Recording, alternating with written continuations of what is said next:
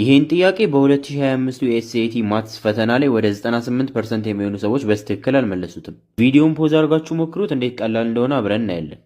እዚች ጋር 2x - y 3 ነው ተብለናል። የተጠየቅነው የ4 the power of x over 2 the power of y ዋጋ ነው። እዚች ጋር አራትን ምን አድርገን መጻፍ እንችላለን? 2 the power of 2 አድርገን መጻፍ እንችላለን። ምክንያቱም 2 ሲባዛ በ2 4 ስለሆነ ማለት ነው።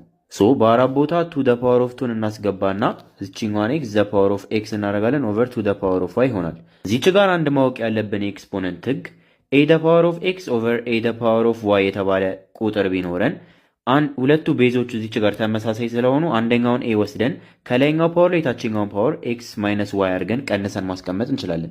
ስለዚህ እዚች ጋር ማየት እንደምንችለው ቤዛችን 2 ነው አይደለ? ስለዚህ አንደኛውን 2 እንወስደውና ከላይኛው ፓወር ላይ የላይኛው ፓወር እዚች ጋር 2 እና x ሲባዙ 2x ነው፣ ሲቀነስ የታችኛው ፓወር ደግሞ y ነው፣ y አድርገን ማስቀመጥ እንችላለን። 2x - y ደግሞ ጥያቄያችን ላይ እዚች ጋር 3 ነው ተብለናል። ስለዚህ በሱ ቦታ 3 እናስገባለን። 2 the power of 3 ማለት ደግሞ 2 ሲባዛ በ2 ሲባዛ 2 ነው። ይሄ 8 ይሰጠናል። ስለዚህ መልሳችን ሲ ይሆናል ማለት ነው።